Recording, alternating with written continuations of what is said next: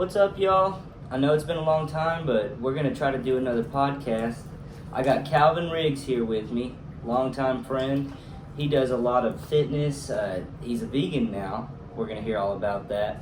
And we're also going to just talk about life and skateboarding, accomplishments, career, and, just what we've learned along the way. So first of all, a lot of people don't know that Calvin and I have been friends since we were 2 years old. And our mothers met in the women's shelter here in Tahlequah after my father had left and Calvin's father at the time had left as well. And so we've had a deep bond for a long time. And it's been really cool, obviously. Definitely been cool.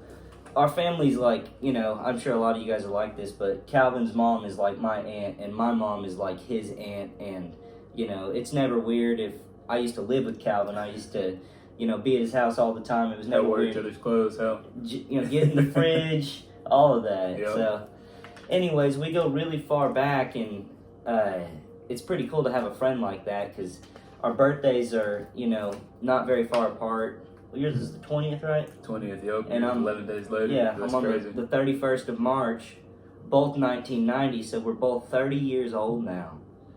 It's so weird. 90s babies, bro. So weird.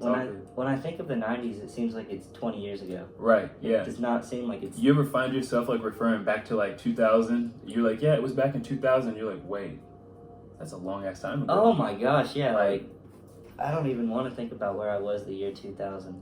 Even 2010, that's like a long time ago, but like we were still 20, so it makes you feel kind of old, but we're not. I vividly remember 2011. I remember being at Central. I remember being in Mr. Duncan's class. I do, I remember that. And the video being on the TV of the building on fire. And in my simple mind, I was like, what movie is this? I'm like, what is going on here? And then everyone's freaking out. All the teachers are beside themselves. And I didn't even understand what was going on. Right, right. I mean? I remember that. And the crazy thing is remember Miles Dickens. Miles Dickens actually bought me a board the day before that happened. Like that flip board that I had, the Mark Appleyard. Oh, yeah. And I was so stoked to go skate that board. And my mom's like, you're leaving. I'm picking you up. You can't go skate today. And I'm like, what's going on? She's like, a building got hit in New York. And I was like, but we're in Oklahoma, though. Like, what does that have to do why with can't I go skate? Like, as a kid, I didn't see, like, the impact it had on the United States. But, like, as an adult, I'm like, wow, like, there's no way that I would have. Yeah, but that same year you ended up drawing that eagle. Yeah, I drew the eagle. I forgot all about the eagle, man. It was in the yearbook. Calvin's drawing got put in the yearbook in the front there on that year. Wow, that's crazy. Thinking back about that. See, you were an artist the whole time. You just quit doing art. I was like 11, I think, at that point. And what was I? I was in 6th grade? Yeah, I think so, 6th grade. Because Larry Duncan, so the cool thing is you were in Mr. Duncan's class, and I had Miss Osborne. So, like, every time I switched classes, I would see you. And we'd, like, trade tech decks or just little stuff like that. Definitely. Crazy stuff. I remember we felt so old because when you go from elementary school to Central at the time, 5th and 6th grade, you switch one class. And it's like, oh, man, I'm an adult now. I'm switching from class to class. Structure now. Yeah, it felt, like, so grown. And I remember going from, like, 6th grade to 7th grade, and suddenly there was no more playground. Right. And I'm like, what's going on? Yeah, you have to suddenly just grow up because that's the cool thing. Right. You're like, man, where's the monkey bars? For sure. Well, they tried to get us to grow up. I mean, we would end up skating downtown. As soon as school was over, I remember hopping on the board and just a mob of kids being skating downtown, and it would be like the coolest thing ever. Straight downtown to the Redmond shop. Yep. Some cheap ice cream that was delicious, homemade ice cream. And then right over to Paceline. Right to Paceline. There, or sweep the peanuts off the floor and get like some free burgers or whatever from Town Branch back in the day. We used to get that. Calvin showed me one time back in Salmonella's was in its first location by Ned's. Yep. They had they would let us pick up all the trash around and stuff like that, and they'd give us a free small pizza to share. Oh, yeah. So it was a win-win for us, and we were psyched. For sure. So any of you kids watching right now, make sure that if you don't have money, don't think that you have to just go bug your parents. Sometimes jobs won't hire you as a young kid, but you can definitely, like, pick up, do certain things for certain local restaurants, especially in Tahlequah. I mean, they're old school style. I mean, they'll help you out, especially if you're good kids. So utilize that, and run with people respect that. They're they like, do. Oh man, this person's willing to work for something. Right. And it goes a long ways. And like as an adult, I've come across certain people from restaurants that I've known for years now, and they look at you in a different way. I mean, especially doing stuff like that for them. So that's a definitely cool thing to do. And you never know, like, the small bond that you make then and what it can grow into a long time later. Absolutely. I mean, a lot of stuff in my life is that way, definitely. For sure. Well, let's jump straight into your health and lifestyle. Okay. So, why don't you just give me the quick, like, what made you decide you wanted to do veganism? What did you learn when you became a vegan that kept you to doing that diet? And then, what has helped you along the way, if you will, and, this kind of thing. Sure. So initially, this is kind of interesting, but a mutual friend of ours, Sammy Diffie, introduced me into the vegan diet when I was a junior in high school.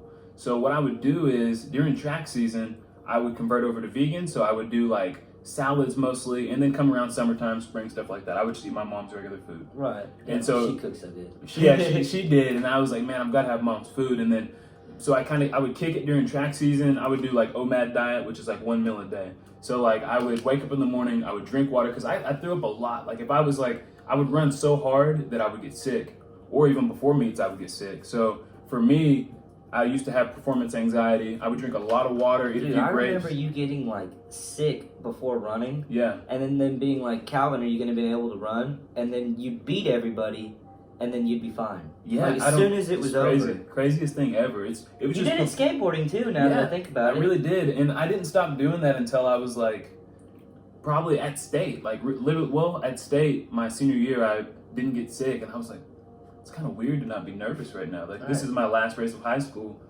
Like, now that I remember it, I remember you getting sick before a contest at Hanger that you ended up winning. Yeah, every time, dude. Every time before contest. You got the Navigator trucks that were like that. Right. And so like, kind of off topic, but I do want to get into that, and I'll tie back into the nutrition side of things and why I remain that way. It's because for me, I used to get extremely nervous before I competed, before I did a lot of things, and I used to believe this is just part of anxiety. So. Right. I noticed that when I went plant-based and then eventually vegan, I noticed at these meets, I would not get sick as much, or I felt more aligned with myself and who I was. So the gut is known to be like the second brain in a sense. Right. Like if you have proper digestion, you can do things that you normally can't do without the proper digestion. And so for me, I started to realize that over time, and I was like, wow, this is crazy. Like once your palate actually acclimates over to eating different fruits and different vegetables, it doesn't become bitter anymore. The bitter part of eating that way is more, in a sense, kind of like your body just taking a foreign agent in, like a medicine. It's comparing it to fake stuff, so it doesn't have much of a chance. Absolutely. And the breakdown of food is actually alive. So when you eat food that's like not cooked, or whenever it's not steamed or frozen, it's actually alive. So you get that charge from the food you eat. Like the body is set up on a carbon-based footprint. So when you compose carbon in your body, it puts life into you. And that's why you see people that are vegan or vegetarian or plant-based, they normally remain pretty youthful for a long time. Right. And so that's, in a nutshell, that's kind of about that. Well, skateboarding, I realized that with a poor diet, as I got older, my body didn't heal like it would whenever I was younger. Right. And I, kind of was looking for a way to fix this. And so I actually went to a nutritionist here in town, and she got me on some probiotics, which helped a lot, especially for digestive system, that kind of thing, because I was having like acid reflux and stuff. I had that for like 7 years. Oh, wow. And I took the medicine the doctors gave me, omeprazole, every morning, and it would be like, you'd run out of refills, $20 for a thing of them pills, you know what I mean, for a month. And so it was pretty expensive, and turns out what was happening was it was turning off my acid pumps that were making stomach acid so that I wouldn't have acid reflux, which was fine, but it was sugarcoating a problem. So what was happening was my body wasn't able to break down the other foods I was eating because it didn't have what it needed to do so. So it just wrecked everything. And so I just kept trying to figure all these other things out. And then once I cut that out, just got some probiotics, which is just a natural, basically dirt. It's just like healthy germs, really. Absolutely. And then started incorporating more fruits and vegetables. I'm not vegan by any means, But I try to stay away from as much red meat. Like, if I have the choice, I try to go chicken or fish if I can. For sure. And I don't know that I could ever be vegan, but I will say that I see my body running better. You know what I mean? It's like putting better fuel in your car or something like that. It really is. And I like to reference this back to like luxury cars. I've always loved luxury cars, love cars. And if a person bought a, S550 Mercedes, you wouldn't want to put like just basic oil in it, and you wouldn't want to put, just the regular unleaded gas in it. And the reason for that being is because the car's not going to perform at its optimal rate. I mean, it's going to run, but it's not going to run as efficiently. Right. So, like, let's say that the transmission just starts slipping and blows out on that car. Well, with that car, you can just take it to the dealership, you could trade it, get another car, or you can send it to a salvage yard. But, and that's a $100,000 car, brand new, $160K on a brand new Mercedes. So, like, if you were to look at that and you can replace that as expensive as it is, life costs you nothing, but it'll cost you everything if you don't take care of your health. Oh, definitely. And we can't replace our bodies. And so for me, like, at 20, after I had, been in college my freshman year, I decided it wasn't the fit for me that I wanted to stick with. I got in the car business, did that here a little bit in Tahlequah, didn't work out as well as I figured, but I learned a lot from it. And then went out to Muskogee and ended up in Tulsa selling cars. And at 21, I just kind of fell off of the vegan diet. I went through a time where I was I was struggling financially, living in my car for about 4 months. See whatever you can get. Yeah, doing what I could do. And still went to work every day, still did what I had to do, but, had faced a lot of adversity. So I was just doing what I needed to do to survive. Can't always reach out to mom and be like, hey, bail me out on this. What made you move to Tulsa? Well, I met a guy named John Carnes, and I actually sold cars with him in Muskogee. So he was a finance manager. Took me under his wing, real cool guy. He's Italian from Chicago. And this guy was like, hey, Calvin, I really like you, and I feel like you just follow me wherever you go. I'll always look out for you. I'll always take care of you. And I was like, cool, man, I got you. So he's like, hey, man, I'm going to Glover. Let's go. And I was like, where's Glover? He's like, in Tulsa. I'm like, dude, I can drive to Muskogee every day, but I can't drive to Tulsa. Right. He said, here's $50. Here's some gas. He's like, I want you to come up there for a couple of days. You'll make some money. So I was like, all right, man.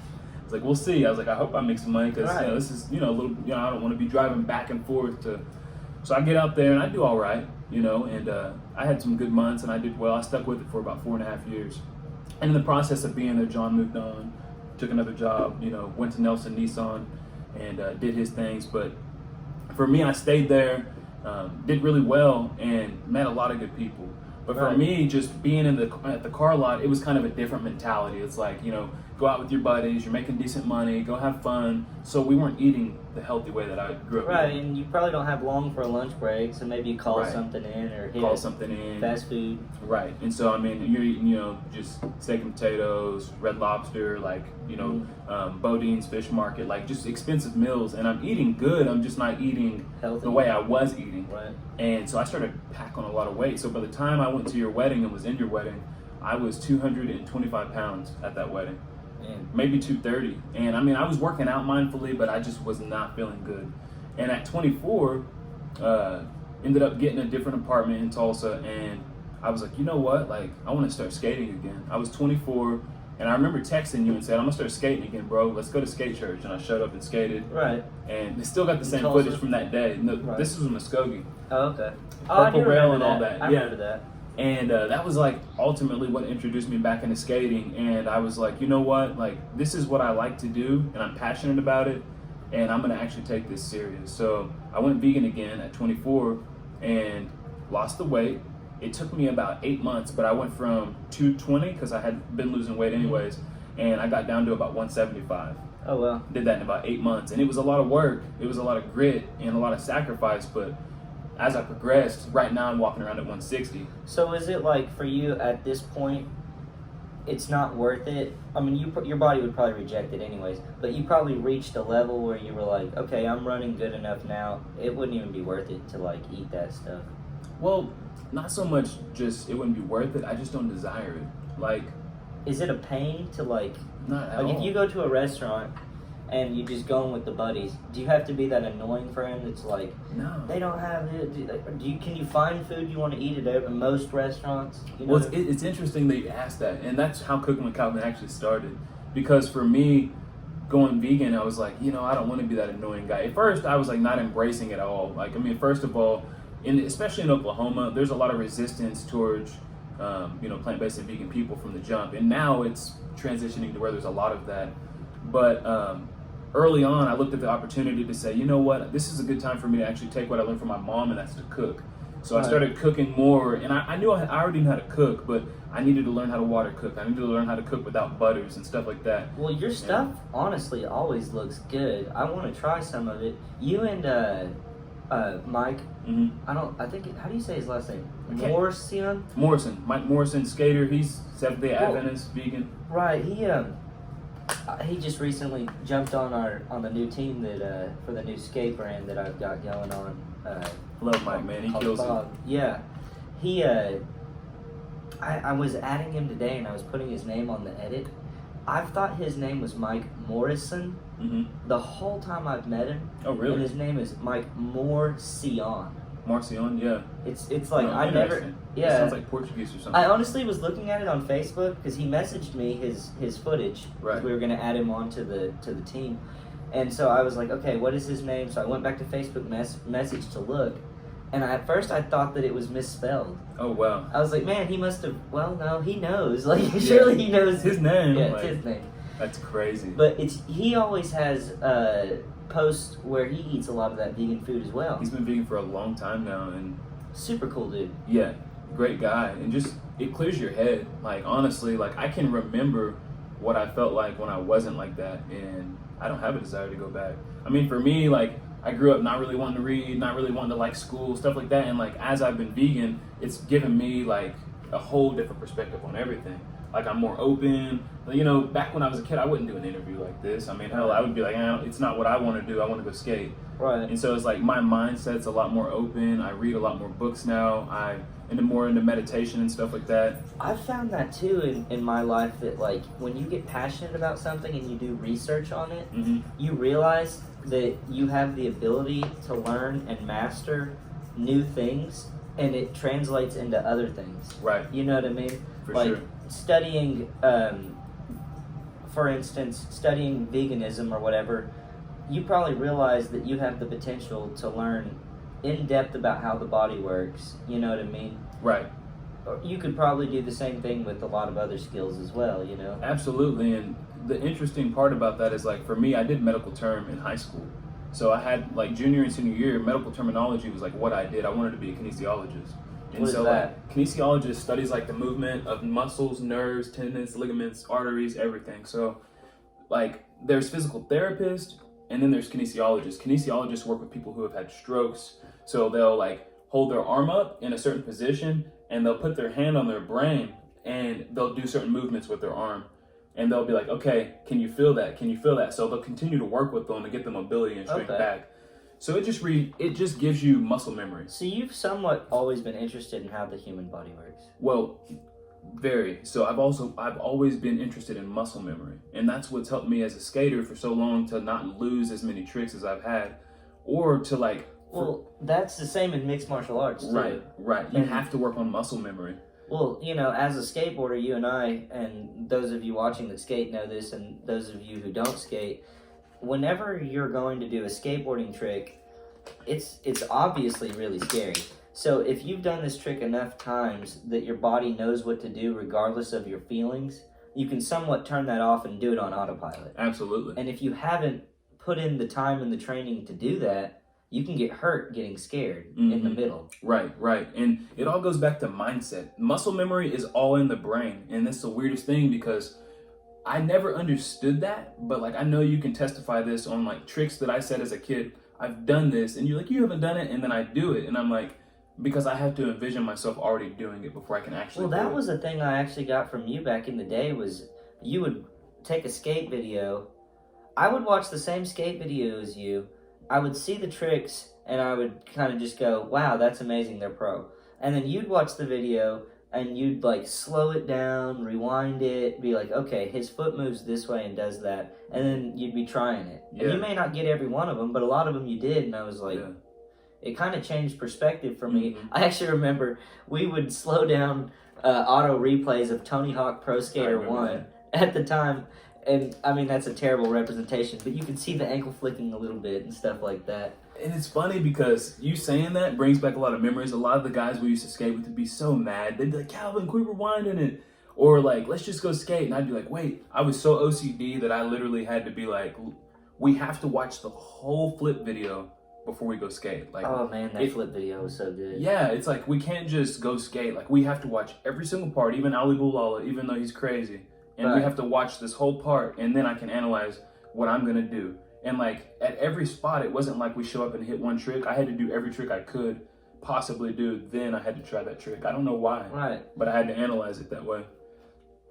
Skateboarders, a lot of the time, you know, you can even like listen to a song that played on your favorite skater's skate part. Right. And it gives you so much motivation. Yeah, like 1984 by Arto Sari. Oh, 100%. Yeah, I mean, it's just, yeah. You hear that and it's like, wow, I remember that. Like, yeah, it puts you in like a nostalgic skate mood of like, oh man, that was like the golden era of skateboarding before the economy crashed. Absolutely. Well, so let's move on from the health thing. So we could say that your benefits would be weight loss, right? Energy. You've obviously been in the gym a lot, also, though, right? And creativity. Was that something that you've always kind of been in the gym, right? Well, you know, that's in the beginning. I actually didn't spend a lot of time in the gym. I spent a lot of time doing yoga, push-ups, plyometrics. So even as a young kid, the way I remained pretty defined is the fact that I did a lot of sprints. I did a lot of push-ups. I did a lot of curls. Like, but I would do curls with things that weren't like, you know, just get a barbell and do curls. You know what I mean? Like, I might get a medicine ball and do curls and then do squats and come back up. So like, I did excessive like sets. I did supersets. Well, I remember being younger and obviously being jealous of your metabolism even from the beginning, though, because you always had a knack for being fit anyways. For sure. I never wanted to have my shirt off beside Calvin, guys. he always put you to shame. But anyways, I never had a fast metabolism. For me, it was always a direct amount of how much like physical activity I did.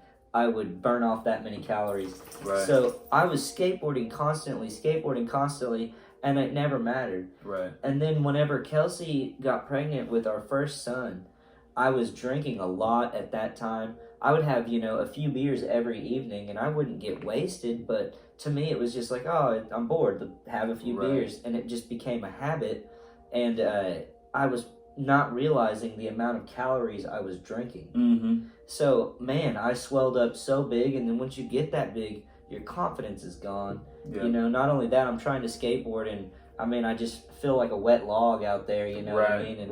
And not only that, I finally do get the clip and I watch it back and I'm so self-conscious of just how I look, regardless of the skateboard at all. Absolutely. And then on top of that, the alcohol was causing my body to not repair while I was already on a bad diet. Right. So, like, I ended up having a knee injury where my knee got, like a preacher's knee, if you will. It hurt for a long time, and whenever I went and talked to the doctors and the physical therapists, they were basically telling me that when you drink like that, drink too often and too much, it's like your muscles are like a rubber band, and they'll always retract, but whenever you drink it dries them out, so then they'll snap. Yep. So basically my stuff was all dried out from terrible diet. I was working outside in the hot sun all day and then drinking beer in the afternoon instead of hydrating. You know what I mean? And you don't think it's a big deal because you're like, okay, well, I did this yesterday, nothing happened. And then after a while, it adds up on your body, and then your body's like, I've had enough. Absolutely. You know what I mean? Yeah, for sure. And so for me, it took like the joy out of most everything else. The thing I liked to do the most was skate. I wasn't even comfortable skating. When I'm not skating, I'm not working out, if you will, so I'm going to gain weight anyways. Right. You know what I mean? And then my wife's dad owns My Place Barbecue, so I get free barbecue buffet. And then her mom opens a pizza buffet in Fort Gibson. It's recently closed down. It was called Urban Station. But, you know, I'm here in Woodall, and I've got restaurants on 10 minutes on either side of me. I can eat whatever I want. Kelsey's pregnant, so she's bringing home junk food like crazy. You know what I mean? Yeah. It took a long time, but now I'm finally, you know, cut out enough stuff, ate right enough to drop enough weight that skateboarding is fun again. That's nice. That's a nice feeling. It sounds funny, but it was a big deal for me. Like, that was always my outlet, and I didn't have that. And I was putting that energy into other stuff that wasn't healthy. For sure, You know sure. what I mean? And, you know, saying that, I mean, obviously, a lot of times people redirect their energy into the wrong spots. Right. And we have to learn those experiences as we go along. I mean, obviously, that's what I did. I mean, when I quit skating for those several years that I did, I mean, heck, I don't know how many years it was, but coming back, I knew that, like, I want this to be something that's, like, meditation for me. Like, I want to go out and skate and be relieved. Like, a lot of people think, like, if you go skateboard, it's like, man, this is work. But, like, when you skate it long enough, it really becomes more like, this is a relief. Like, you can have a bad day at work, or you can have something bad going on, and you have the opportunity to go skate, and that's, like, it's just your free time. It's like it's your time to just mellow out and feel like you're you, you know? Well, some people end up to where they and I think maybe you might have done this earlier in life, where they hold themselves to such a high standard in skateboarding that they can't go down there and just do the tricks they enjoy. It's like, okay, I've got to do this really hard trick. And now with Instagram, I myself find this a lot. Like, I'll get down to the skate park, and it's like I'm so concentrated on getting a clip for Instagram instead of just enjoying riding around. Like, back in the day, I would have done 100 tricks, thought nothing of it, and no one would have known the difference unless they saw it. And they were there. And now I'm spending so much effort just to do this one thing, and then I look at it and I'm like, okay, well, my foot landed a little weird. I'm gonna do it again. For sure. Another 30 tries, you know what I mean? Right. And I get a little bit meticulous with what I'm doing when I skate. But for me nowadays, it's like, if I go out and I do skate, like it's more or less like a feeling. It's like, what am I gonna capitalize on today? I don't really go down there with a game plan. I just feel it, and then I do that trick that day. So, like, when I go skate, it's never like, hey, I'm gonna go, like, I don't know, like, nollie 5-0 this ledge. It's just like, if I feel that, I'll just pull it out of somewhere and just do it. Like, and I feel like the reason I'm that way now is because I got so consistent when I was 14, 15 years old. I mean, I was literally in a prime position of switch flip front boards and crazy technical tricks that people were not doing. Yeah, I mean, if I seen Paul Rodriguez do it on one of the, you know, City Stars videos, I would try it. And I would get very close. And so, like, I got to a point to where I'd done so many things, like you're saying early on, that now that I come back and skate, and it's more or less just like, okay, like, I know what I can do, but, like, I'm just going to do what feels collectively good, and I can consistently do it. So, like, nollie 5-0s, nollie back 5-0s, nollie no slides, like, stuff like that, to me, just feels good. And, like, I mean, if I spent long enough doing it, I could do nollie hill noses, but, like, it just feels, to me, it's just the risk isn't worth the reward sometimes on some of that, or just the effort isn't worth the reward. Just the flow of skating. Like, I was talking about this today, like, I'll go out to Riverside sometimes, and I won't even go to the skate park. Like, I'll just literally just coast down the boardwalk. We went down the trail that one day. It was so much fun. Yeah, I'll just go down the trail. Whatever we came across. Absolutely. I mean, I'll find, like, a little crack on the trail and just, like, nollie hill it, and I'm like, dude, I'm so stoked for the day. Exactly. And, like, I'll just, like, after that, I'll just, like, push, like, down the Riverwalk. Right. You know? I mean, I've told a lot of people, like, the feeling that you get when you land a trick that meant something to you, or just sometimes it doesn't even have to be hard, but it's just the right trick. That feeling is almost unmatched, really. Oh yeah. You know, it's really satisfying. Right. I'm going to tie this into God, because I know that you have your new company and stuff like that. Yeah. But really, I think God created people in His image for a reason, because, like, God Himself can't be human, but He came in the form of human. So, like, if you really think about it, the fact that, like, if you do anything in life that you create, you're most fulfilled. And most people look their whole life to figure out what they want. They feel lost, they feel confused, and especially, like, right now with COVID going on, people losing their jobs. The best place to find yourself is inside yourself. Like, if you just do, like, what feels right on the inside, obviously, if you're not harming other people, then you'll be fulfilled with that. And I feel like that with us being created in God's image, when we go out and skate and we do a trick that we created, like, it's our own style. Like, anybody can do any trick in skating, but, like, it's the way you do it, nobody can do it exactly the way you do it. And that's what you created. That's why it feels so fulfilling. Right. That's why they think that skateboarding is an art form. It is. It's such an art form. And I mean, to skate, you have to be very diverse in your mind, because you're your body's traveling right and left. It's not traveling straight, like unless you're on handrails. Or on top of that, you got to be patient. You got to be very patient. 'Cause Persistence. in the beginning, like I feel like so many people are weeded out from skateboarding. Yeah. You cannot give up easy. No, you in can't. Skateboarding. You can't. You have to be willing to adapt and change. For you viewers, this is not moonshine. This is He always alkaline looks like he's water carrying from moonshine. Whole Foods, 50 cents a gallon. So it's good stuff. The guy thinks he's sponsored by Whole Foods now. Is it an endorsement? But anyways, like we've been skating together, man. I know I got a pro board on my 11th birthday, Yeah, but I know that I had rode Whitney Baker's board at your house for sure. at least sometime before that. Yeah, But I definitely know on my 11th birthday, my mom got me a consolidated board from I Paceline. remember that. And so that would be what? I don't even know, 18, 19 years? 18, 19 years, yeah. That's a And long I stretch. feel like it's probably at least a year before that, so it'd be easiest to say that we've skated for like 20 years. For sure. Granted, Calvin took a break out to do a bunch of other athletics because you just can't do that. Did football and track and all that stuff. Funny thing is, it really wasn't what I wanted as a kid. Like, I didn't really want football. I didn't really want athletics. For me, my dad was absent, so I chose a lot of sports I thought would maybe bring him back. I was like, my dad was good at football. You know, my uncle was good at basketball. I'm fast at track. My uncle Daryl Riggs is like at the 400-meter dash record and 200-meter. So I was like, man, I had a lot of pressure coming out of a small town where it's a small black community, but a lot of my uncles and my dad, they had records broken and stuff. And I was like, I got to capitalize on this stuff. Right. I didn't not necessarily think, I didn't really see the potential of where I could go as a skater coming out of Tahlequah. Like, Right. as a kid, I never had dreams to like really move out of Tahlequah. Like, Looking back, you definitely could have. And now the kids skating today, the Tahlequah skate park that there is now, oh yeah, there's no excuse. Like, No. everything you ever need is there now. yeah. I mean, and We didn't especially- have that at all. Right. I mean, really, grit. You know what I mean? Grit is what got us there, and determination. I mean, I had some nice stuff to skate on as a kid, but we had to be creative. And if you really spend your 10,000 hours, you'll make it to where you need to be. I think kids nowadays kind of skate to be a little cooler, and that's not saying all of them. I'm not throwing any stones at anybody, but I feel like if kids would just skate like we skated, like Right. a lot of people thought, oh, it's just natural. But if you really think about it, who was the person that would always call when it was cold or when it was raining or when it's hot? I was always out there skating. Right. And I put the work in. I had some natural ability, but I had to put hard work in. I had to be up early in the morning to skate.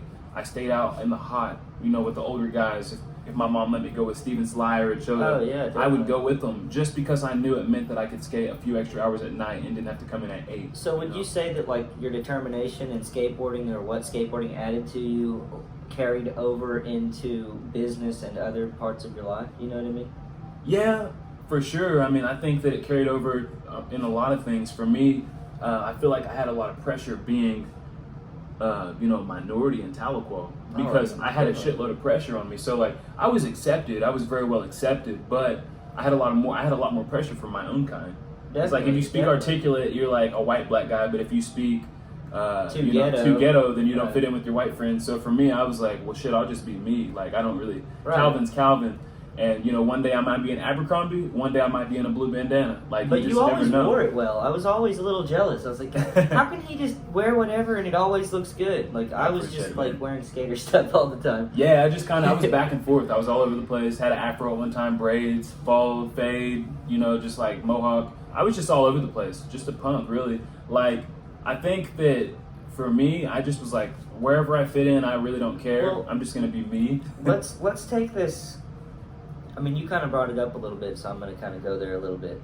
Neither one of us had a dad growing up. Absolutely And not, yeah. we're not looking for a sob story. I mean, there's a lot of people, I feel like, that, and not about just a dad, about whatever happened in their life, and you'll ask them, they'll be in a rut or they'll be in a part of their life they're not happy with, and they'll tell you about the reason being is because of their childhood or because of this or that. And, I mean, Calvin and I really aren't going to buy that excuse because, We've been granted, there's a few cases that are really extreme, but Calvin and I have been there. We've been on every government program there was, every assistance, everything that you could think of, we've been there, you know what I mean? So, I think a problem, though, and you may or may not agree, this is a personal opinion, is that guys don't have enough other guys, growing up, you don't have that male affirmation, especially if you don't have a dad. And even some people that do have a dad, some of their dads are absent in the house, Right.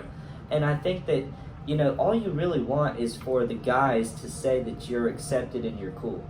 So, yeah, for sure. A lot of people are that way. The amount of stuff you'll do that you don't even really want to do to fit in Right. is ridiculous. Absolutely. And, I'm definitely a victim of that. And so it took me a very long time to get to where I could quit comparing myself with other people and just be happy where I'm at with what I've got going on. And a big problem is social media.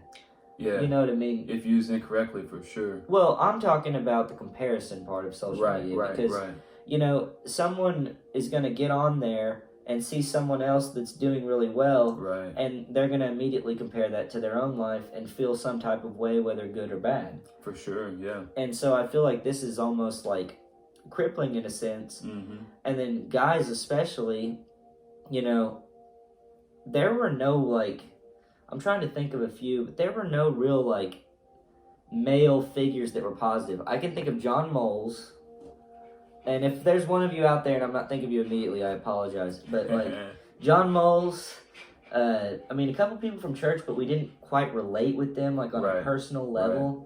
You know what I mean? Now, TJ Scrapper, I think he's an awesome dude over at Cornerstone. I wish somebody like him would have been around whenever we were younger. Yeah, for sure. But he used to be at Calvary back in the day, I think. Now, I can think of a bunch of really good people like Dave Rogers that was always good to us. Yeah, always good to us. Dave was the man, for sure. Yeah, he was kind of gave us the affirmation we were looking for as young, teenage punk skateboarders. Yeah, for sure. And so he being down at Paceline was interesting because it was kind of if you guys have ever seen Gran Torino, the one with Clint Eastwood, when he takes the Japanese boy down to the hair salon, to the barbershop, and he shows him how you talk shop and you kind of talk trash just a little bit sarcastically and you joke with each other.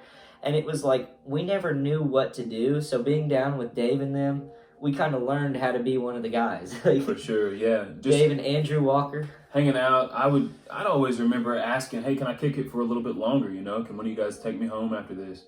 So I remember, utilizing the information I get from Andrew and Dave and Gabe and, all those guys. And, definitely. Matt Walker, he was there. Those are all, I'm still friends with those guys. Me too, great guys. They're all good guys, but, there was also, several other people that I did utilize information from, but I feel like the biggest thing that helped me pass that adversity I had faced as a kid and lacking a male role model was getting into the car business. For me, the people that I met in the car business took me under their wing at 19, 20, and they gave me tough love. And I feel like for a lot of people, they get educated, but and there's nothing wrong with that. But what happens is they'll get out in the real world and they'll realize that it doesn't take much, but really social skills and grit.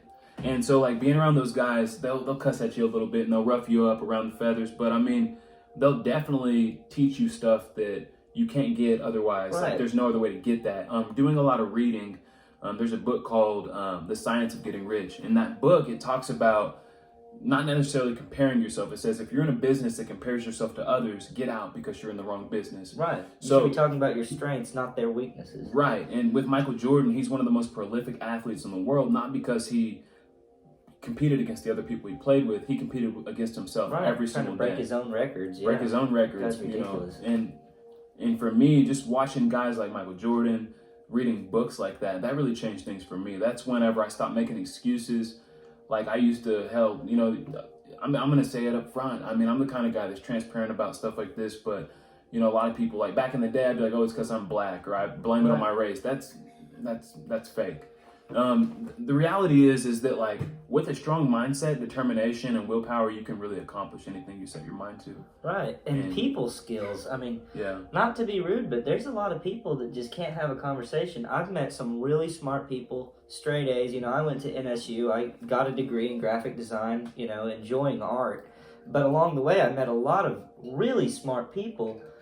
And some of the best designers that I know, may never get a job just because they're the weirdest people to talk to. Right. You know what I mean? Right. So like they can't have a conversation. It's just, and it's a shame. They almost need like a representative to speak for them. You know what I mean? For sure. And there's a lot of people that are like that, and it is what it is. Most people don't realize that adversity is the mother of skill if utilized in the right way. Right. Like the things you face in life, it really doesn't matter. What matters is what you do with what you're faced with that actually matters.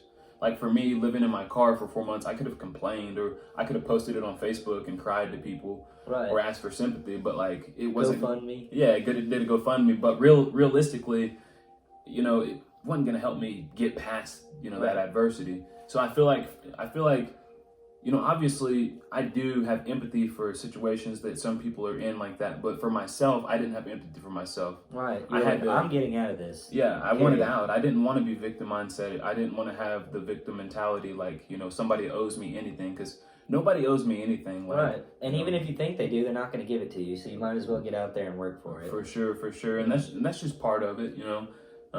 With what you had asked initially is, you know, did I, you know, utilize what I got from skateboarding into this? What's pushed me for so long is an old movie called Selma, Lord Selma.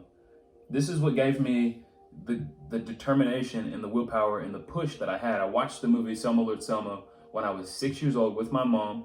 It came on in, I can't remember the channel that it came on. I haven't watched TV in years. But I remember watching that movie, and it talked about segregation, and it talked about black people never having the same opportunities. And so I was sitting there watching this movie with my mom. Black people are getting water hosed off the street. They're protesting. All this crazy stuff's going on. Big riot that happened in Birmingham, Alabama. And I'll never forget this. I'm watching it, and I said, Mom. And I feel like this is a good message for currently what's going on. But because I'm not out protesting. I'm not out. And I'm not against people that are peaceful protesting. But I do want to say something about it, because I'm obviously black. But I feel like there's a right and wrong way to do things. Looting, that's trash. That's not okay. But I'm watching Selma, Lord Selma with my mom, and I remember her looking over at me, and she had a tear in her eyes because I asked her, why are black people treated that way? Right. She said, I don't know, baby. And that she had to try to even explain. Yeah, she had to explain it. She said, I don't know, baby. That's just the way the world is. But will you promise me one thing? And I said, what?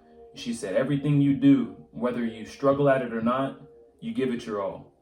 Right. And I said, I'll do it. Well, and you know, that's why I pushed so hard at this point, because through skateboarding, through track, I was nervous as hell, but like I pushed because I made my mom a promise. And that's why you never see me using the victim mentality or any of that, because my mom told me at an early age, all of my success has nothing to do with me. All has to do with my mom. So if it wasn't for my mom, I wouldn't have the level of success that I have today. And for me, that's really my secret. I don't have, like, my mom. That and a lot of prayer. A lot of prayer. You know what I mean? Like, for me, if I didn't have the mother I had as a child, there's no way that I would have had the heart and grit and willpower that my mom was, you know, beat by my dad. I don't talk about that a lot to people, but she was a single mother, you know, raising me and my sister, making hardly any money. She never asked for help. She never asked for handouts. And that's what I experienced growing up. She would turn down help, and we walked to the daycare that I went to across town that she worked at, so she could be around us. Would literally get in the road. Calvin's seen it. She will stop a car that she does not know who it is and ask where they're going and ask if we could get a ride because we didn't have a car. My mom had no shame. Calvin's mom was like, no, we're fine. We're going to walk down. Yeah. My mom would jump in front of the car and be like, where are you going? You got room for us? We're like, oh my gosh, Mom, please don't. And she would. For us, I mean, it didn't matter if it was piss poor raining or if it was snowing or if it was hot. Like, I remember being in a stroller at 4 or 5 years old, and I'm like, why am I still in a stroller at this age? I don't want you to walk across this highway over by Reese's. So I'm going to push you across. Once we're across the highway, you can walk. And I'm like, all right, Mom. Back in food. I'm a man. I'm 5. Like, I can walk across the road. You know what I mean? But like, looking back, seeing how tough she was gave me grit. And I knew that, like, imagine if the slaves back in the days would have just said, I give up, walking to the North Star. Like, I'm just going to give up before I cross the river. And I had to think about that, regardless if I embraced my culture or not. I had to ask myself, regardless of the adversities I faced, regardless of the racism, regardless of people having their opinions, am I going to fold under pressure, or am I going to push myself to be the best I can with what I can? Well, you know, myself, we're here in Tahlequah because of my Cherokee blood, which is my father, whom I met later in life. However, I'm actually mostly Mexican, and my mom her last name is Ortega. So her last name is Aguilar, and they came from Mexico City. Right. And when my grandmother came to Mexico, her parents came illegally, and they wrapped my grandma in this. It was like a blanket with a box, and then they wrapped that with another blanket, and he had it on his back. And they just fed her canned milk, and they were like, "We have to go. We paid the money to go to America. Either we go or we lose our money. Either this child lives or she dies along the way, but we're going to America." And right. That's how my grandma got here. When they got here, she was alive. So she's in America. Right. So she ends up having 8 children and doesn't teach a single one Spanish because it was so racist that if you knew Spanish, you were treated like crap. So she taught them only English to try to give them a normal life. Right. And then it turned out that being bilingual ended up being the better thing later. Right. You know what I mean? Absolutely. And, I've always had to deal with that too. I'm sure it's nowhere near as bad as, what you have to I remember deal you with. had to hide it as a kid, because you would be judged if you were Well, everyone called me a beaner. They thought it was the funniest thing in the world. A beaner and a wetback. That was their main go-tos. And that's the thing is kids in the inner cities complain about racism, but until you've lived in a small country town, you're gonna hear it all.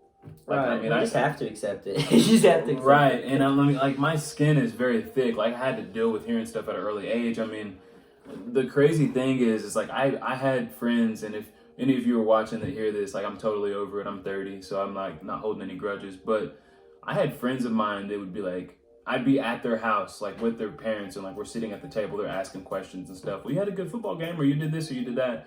But they'd be like, you're a cool kid, you're not like those other blacks. And in my mind, I'm so wait, what? So I can't be like who I'm related to, or I can't be another black person, or you're not gonna I'm not gonna be approved, or what's the deal? I at the time being, I was just okay, cool, I'm fitting in as a kid. But looking back as a man, I'm wow, that's crazy. Yeah. It's interesting to think that things are like that. It's there's good and bad people. Right. There's white people who act certain ways and black people, but realistically, it's just really the mindset. I've hadn't experienced racism as an adult. Well, you're also the type of person who isn't going to let someone else control your feelings. And I've grown to this place as well. It's I used to invest a lot of energy if someone didn't like me or had a problem with me. And now I'm secure in who I am. Right. So if you have a problem with me, I'm going to try to make it better.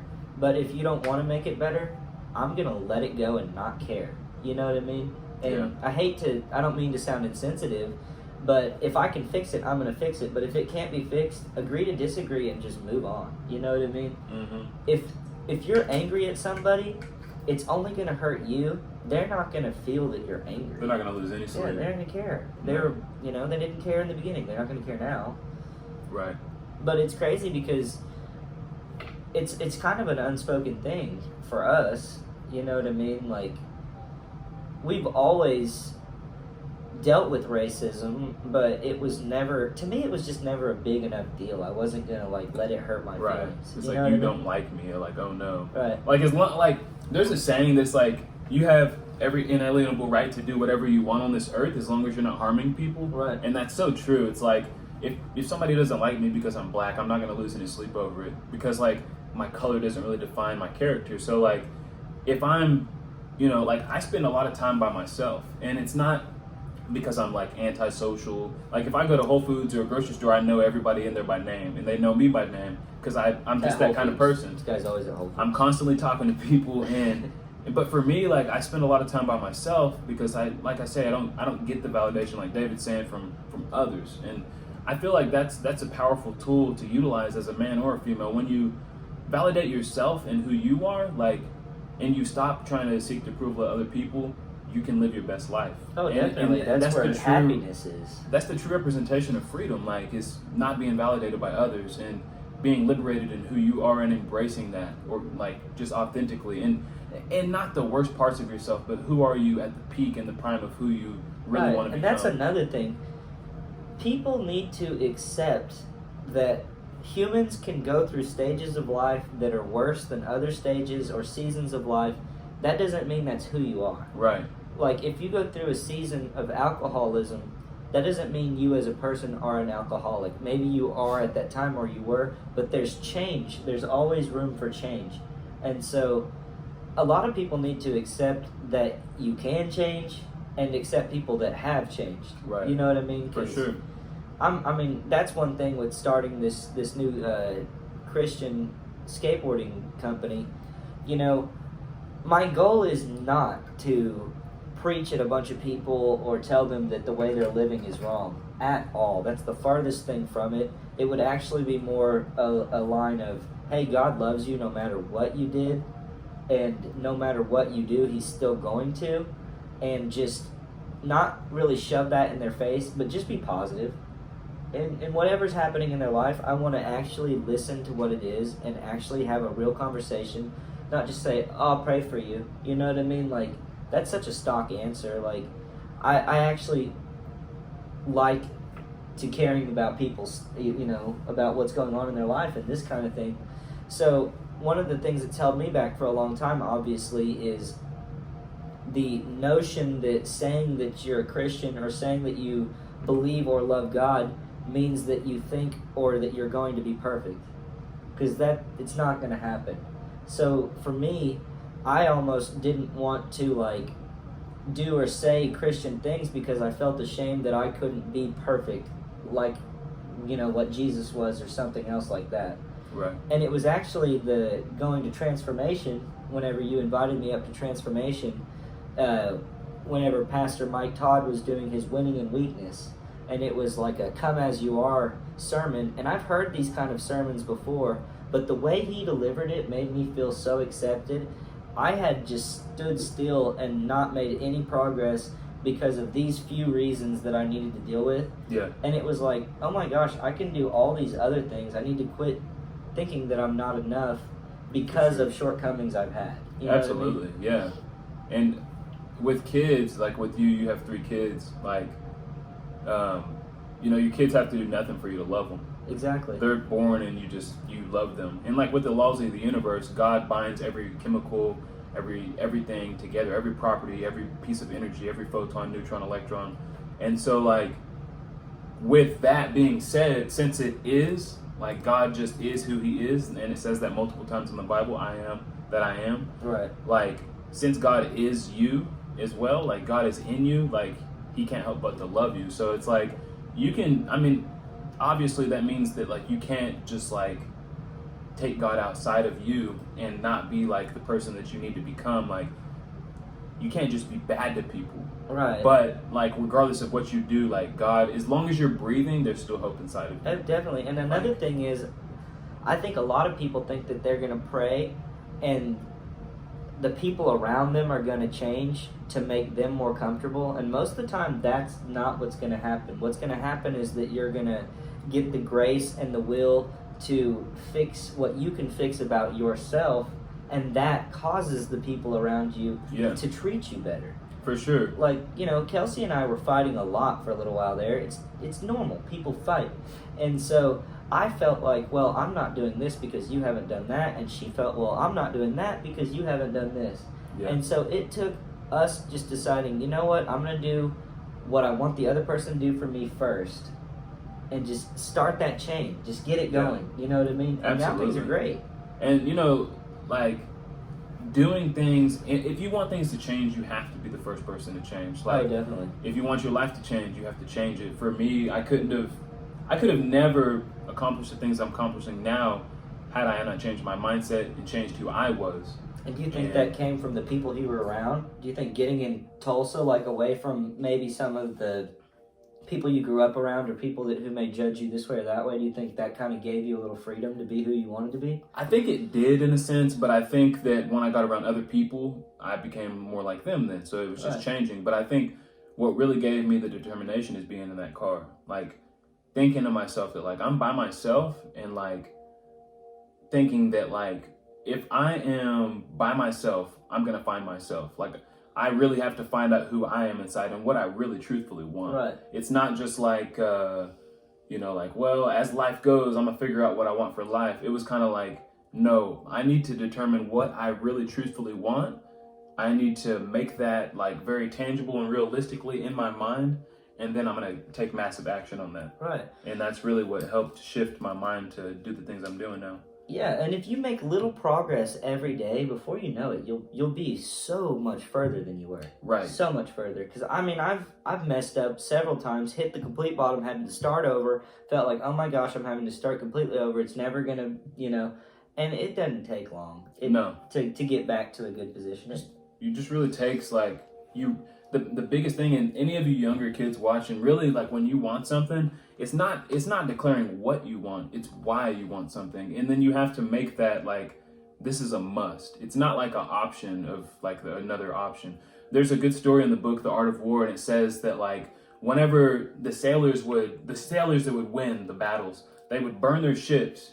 So like, whenever they would come to the shore, they would actually burn their ships, and the troops are like, hey, what's going on? And they're like, look, we're not going back. We're not going to lose. Like, we're burning our ships, and this is going to tell them that we're coming out of here dead or alive, but we're going to win this. And so that's a statement. It's a statement. So it's not saying that in business, like, if you lose your job, burn bridges with people you worked with. But what it's saying is that, like, if you go into something, like, don't half-ass it. Like, go all the way in. And if you do, like, at least at the end of the day, you'll be a grandparent on your porch, and you'll have a crazy story to tell. Right. But if you make it, then the sky is the limit. Right, and if you give like all you've got and it doesn't work out, you can still have closure in knowing that you gave it all you had. Mm-hmm. But if you half-ass something and it doesn't work out, you know that you half-assed it, and you'll always wonder, well, what if I'd have done this or that? For sure, absolutely. And I've thought that in sports, I thought that in football, different things that I had done, but those things were never things that I truthfully wanted. So for me, I knew what I wanted. Like, I knew the level of success I wanted to have. I knew where I wanted to go in life. And for me, like, it was never about like, hey, I'm going to continue to do what other people want me to do. It was always like, I want to do my own thing and provide the most value I can for other people, so they can utilize that, run with it, and they can find who they are. Because a lot of people are lost. A lot of people have no idea what they want for fulfillment, and they're hopping from thing to thing to thing. Well, they're shown that this or that is going to make them happy, and they do all this work for this or that, and then they get this or that, and it's not what they thought it was, and it feels like a waste of time. Right, and really the most fulfilling thing you can actually do is to serve man, like to give to people. Right. Like with my business, I give to people, so it's like I'm giving my mistakes and my failures, and I'm showing them how to overcome those situations. Right. And that's the most liberating feeling I can get, because it's one thing for you to accomplish what you want, but when you see that you've given somebody else something and they've accomplished it, it's like it's a different feeling. It's a different type of closure that you have with that person. Well, that's kind of like where I'm at now with the skateboarding brand. I did plug skateboards for 2 years with Cody, and we had success in a sense. We always sold our boards. We always made our money back. We gathered a good following, but there was parts of it that he and I didn't see eye to eye on, and there's nothing wrong with that, but it makes it difficult whenever you're doing business with somebody and you both feel that your opinion is the right opinion. It makes it really hard. So that's one thing that, like, I love to give stuff away in skateboarding. I like to be a blessing. It like makes me happy, you know what I mean? And because I grew up a skateboarder that had limited resources, I know whenever I give a skateboarder that doesn't have a lot of money a board, how much that means to them. You know what I mean? Yeah, for sure. So now doing this new brand, Fog, which is Friend of God, I'm excited because obviously I love Cody and it was a lot of help. But now I don't have anybody that can tell me to do this or that or anything like that. Absolutely. And I used to run skate shops. I've been a part of brands, and I've run my own brands, and I've learned a lot from that. And so one thing that I'm really excited about is taking, similar in the way that you've learned about health and you're able to help other people, I feel that way about skateboarding. I feel like there's kids that that don't know how they could become successful in skateboarding, or at least see the best version of themselves in it. Absolutely. And if there was somebody like that around when you and I were a kid, we could have went pro. Like, there are contest series that you can take the kids to. If they win that contest, then they'll be in another contest, and if they win that one, they're in like a street league or a Tampa Am. And you go pro. And you it win only takes that. about 5 or 6 months, Right. and you'll go pro. If you win that, you're on street league. If you win street league, you're big time now. Yeah, I mean, you do And 6 figures a contest. I mean, you know, there was first, no second, third. Right. There was no Instagram when we were young. You couldn't just message a company and then respond, or message your Right. favorite pro and then reply. Right. Like, there was no iPhone to take video on. It was just like, if your friend had a video camera, they could maybe film it, and then you'd have to hook it up with the yellow, white, and red wire, and you could watch it over the VHS, you know. For sure. Maybe film it onto a VHS and then have a VHS tape, but it was, then what? You send it in the mail and hope the company watches it? It probably went in a stack of a whole bunch of tapes that never got watched. For sure. So the amount of utility that is there now is so huge. For sure.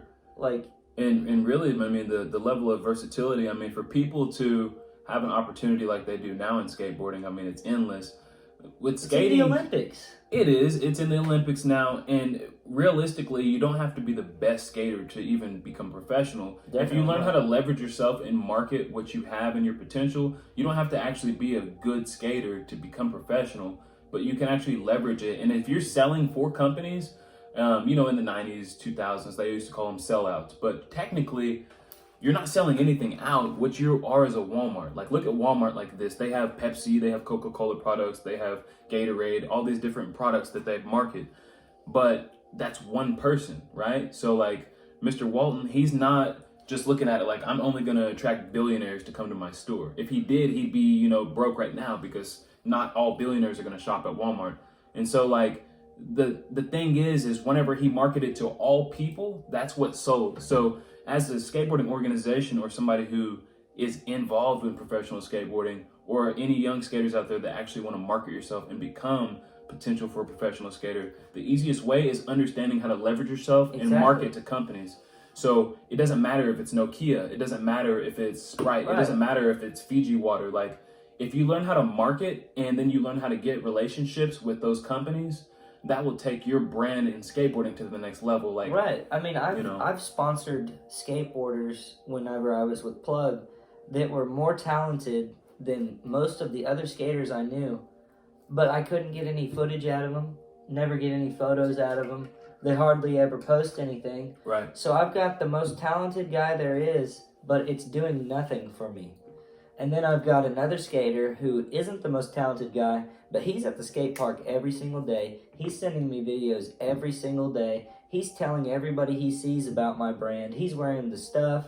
That guy is more valuable to me than the guy that's better than him. Absolutely. 100%. Leverage is one of the most important things you can have in anything you do, is just leveraging what you have for you. Because time is, you can't get time back. You can make all the money in the world, but if you don't have time to enjoy the stuff you do, and you're just going in all day, it becomes you stretch yourself thin. Right. And I did it in welding. I've done it in a lot of professions. Your body can wear out before you ever even get to enjoy it. Yeah, for sure. I mean, you really have to find that balance in the middle, but leveraging yourself is a super important tool.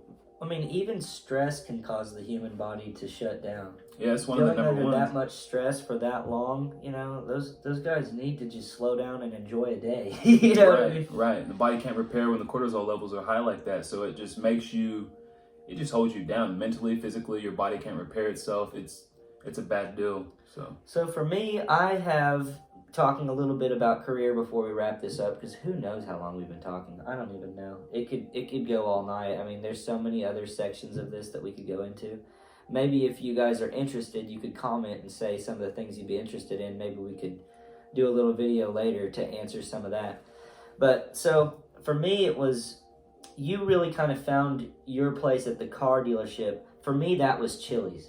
I was a busser at Chili's, then became a cook, then became a server. And I was in high school, 16 years old, and everyone else was in college. So I was the young high school kid hanging out with all the college people that were like in their 20s. So that was kind of, for me, was like a real like growing up period for me, and like learning customer service and all these kind of things that, you know, a corporation requires you to do. So I actually gained a lot. Being a server, you've got to talk to different people all the time. Regardless of what you think, you've still got to walk up to that table and talk to those people. So, you know, that for me definitely helped with like speaking. Since then, I've went to NSU, graduated, got a degree in graphic design. Haven't used it in a professional sense other than for my own projects, really. I've did a little bit of freelance here and there. And then most recently have dove into real estate. And so I've most of the way through the real estate classes with Century 21. And then I was doing title work for the last 6 months at Infinity Title, but I've recently parted ways with them. And now I'm trying to focus on doing a little bit of this private brand and then trying to flip some property also. So for me, it's like in the middle there, I ended up doing maintenance for a lady for a long time with a lot of property. And whenever I was working that job, I felt like, why am I doing this? This does not feel like where I need to be. It didn't make any sense, but now here I am older in life, and I understand that now I'm wanting to do real estate investments and flips, and now I know almost all of the repairs I need to do that. So you never know how valuable where you are can be for your future. You know what I mean? Mm-hmm. So for me, what's next for me is going to be real estate ventures and expanding this new brand. Absolutely. So I'm pretty excited. So for you, we went from car salesman, you went to school, you got a license for welding, right? Yeah, so aircraft welder? Not just aircraft, it was combo welding. So like combo welding, it keeps you eligible to do, you know, with any welding job, you're gonna have to go on and test. You have to test in at every job. So whether you're certified or not, you have to get tested and certed and all that. But I did stick welding, I did pipe welding, I did high freak, which was the aircraft welding, small grade aluminum, I did stainless steel, Inconel, was actually about to get copper certs whenever I left welding. And then through school, I did the schooling for about 7 months. That was Tulsa Welding School, phased out, did phase 9, graduated, all the whole 9 yards. And then I worked at the IC bus plant. So I was working at the IC bus plant in Tulsa by the airport. We built about 70 to 80 buses a day. I was doing the floors, and then I was doing the side frames on the buses.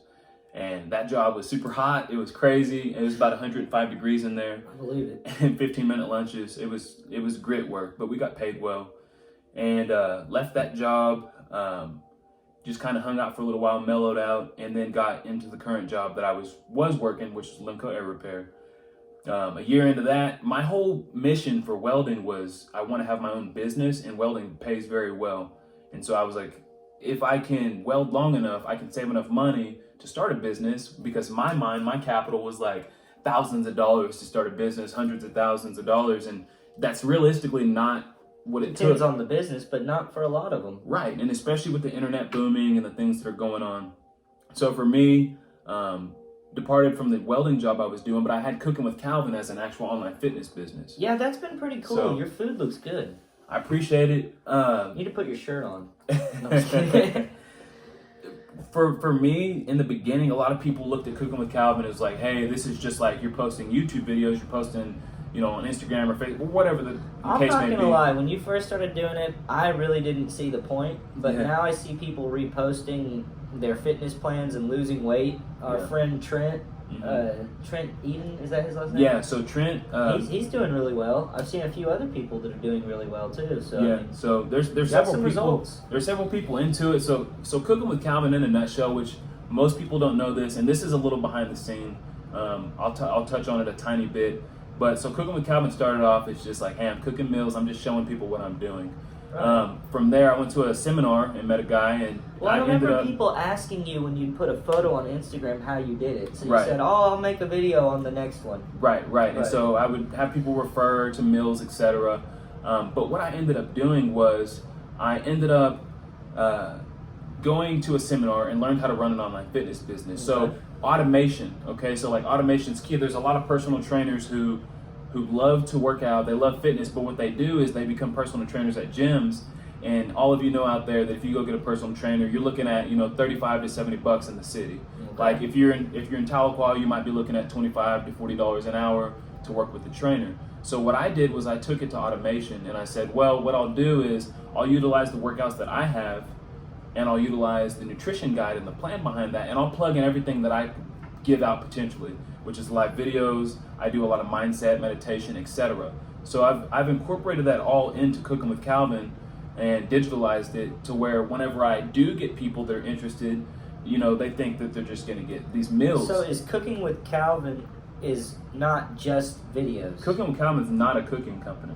But hold on, so you have like a website. Where can they find this other information? Is it in your Instagram post and your about and stuff like that? So the way that I don't just take on any coach or any client, and here's the thing. So like, I don't just help clients lose weight. I help coaches to run their online businesses too. Okay. And so like for that, like I actually develop everything for them. All they do is they come in, they can source out whatever they like to use. So like, let's say that a customer comes in and they want to use Herbalife, or they want to use Beachbody, or they want to use whatever. Nutrition places in town selling shakes and stuff. Right. And so there's much more to it than just like, hey, spam people on your website or spam people on Facebook, because the last thing you want is somebody that's spamming you about some products. Right. So I'm not going to look at it. What I've done is I've structured it for people to not have to do that. It takes away that, and it gives a program, it gives a structure. And so that's exactly what I do with it. So I kind of develop a little bit of website for people. As far as getting an invite to that, I schedule calls with people. You can go to the link in my bio, and that's going to take you to a Google Doc, so you can actually apply to do coaching with me. For me, I want the best results for the clients I do train. So Here's if I a just question. Yeah, go ahead. Sorry to interrupt. How long does someone have to follow your diet before they can see a result? And can they do it in like a trial period? Like if they were to do your diet for a week or maybe 2 weeks, would they see a result that they would notice? Or would they have to be a month in before they like knew this is making a difference? You know what I mean? General rule of thumb is you're going to lose about 2 pounds a week. When you're following a clean diet, you're going to lose, 2 to 2.5 pounds a week. Without working out? Yeah, without working out. Right. Yeah, without working out, without supplements, without anything. Right. So the thing is most people think, and for those of you watching, I don't just coach vegan keto people. I don't just coach vegans. I coach That's ketos. News to me. News to what this guy does. So I coach keto people, paleo, pesco, vegan, vegetarian, and then vegan keto as well. In any of those categories, you can actually make it keto. So you can do vegetarian keto or what pesco does keto. keto mean? So keto is a caloric deficit that means that you are at 70% healthy fats, which are mono and polyunsaturated fats. You're at 25% protein and 5% carbohydrates. And so whenever you follow that, what happens is your body goes into a state of ketosis, which produces ketones from your liver. So like if your liver is in a place of ketosis, instead of your body holding onto the fat stores when you eat glucose, your body melts fat. Oh, wow. So your body uses the fat source to actually burn that energy.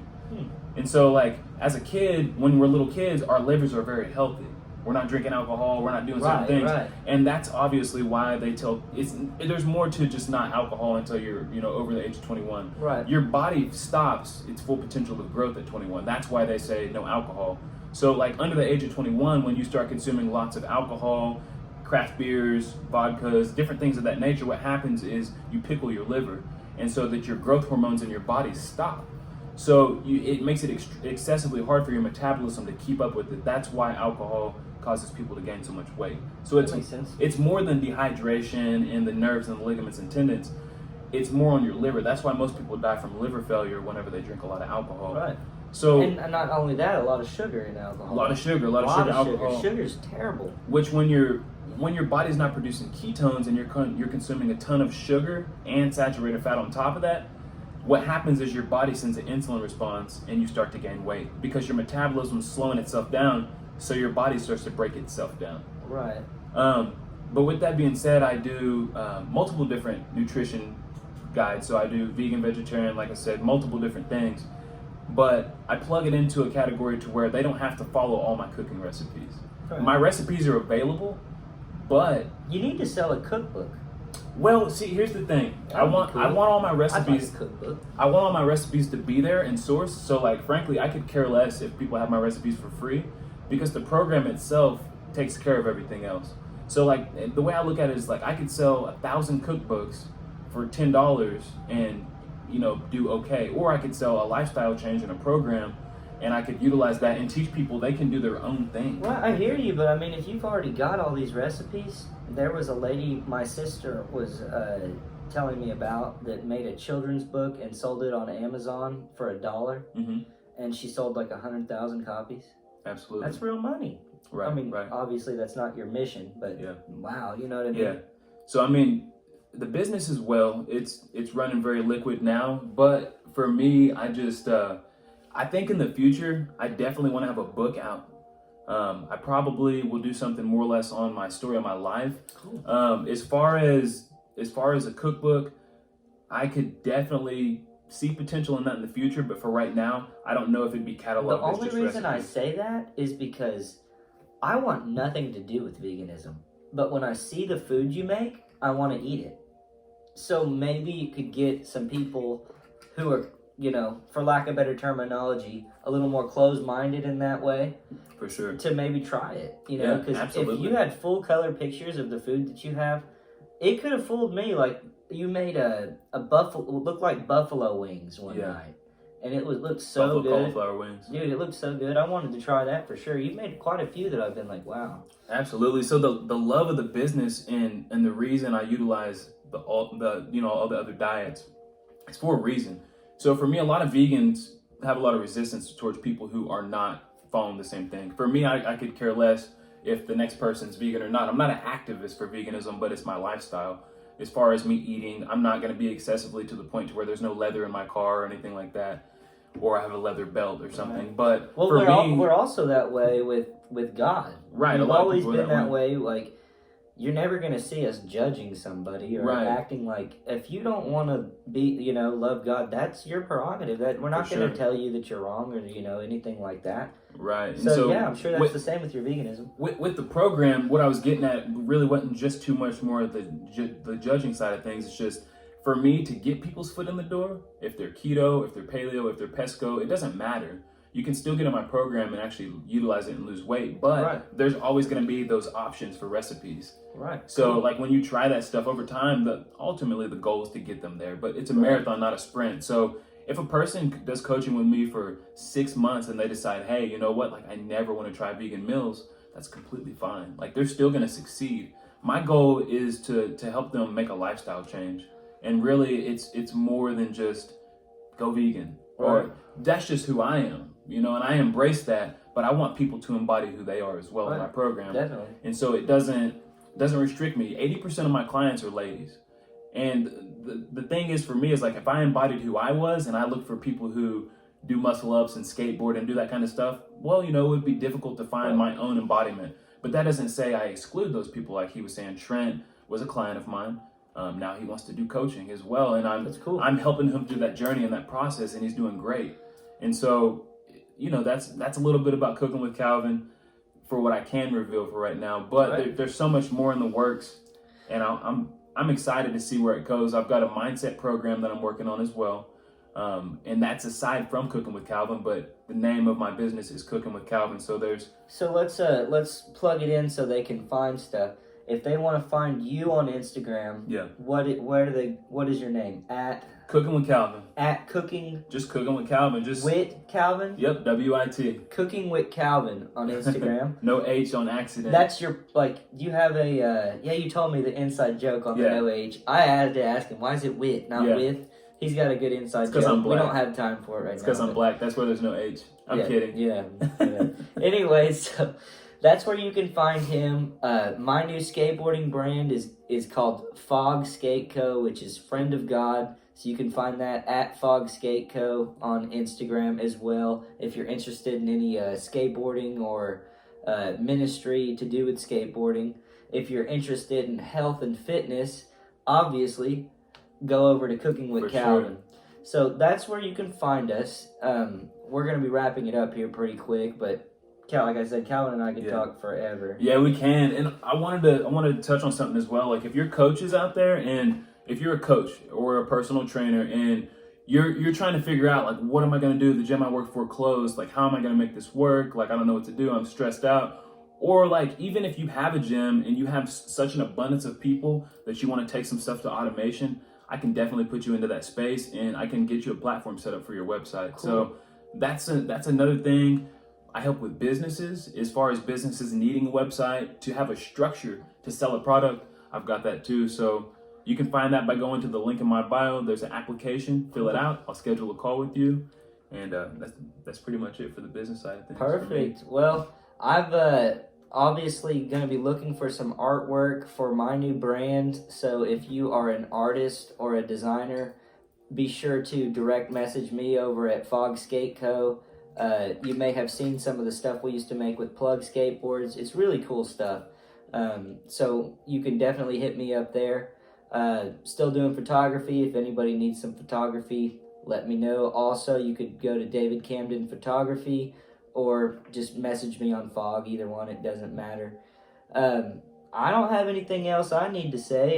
You got anything else you want to tell them before you go? One last quote. I got a quote for you guys. Okay, a quote, guys. So, where men have energy, wealth is attracted.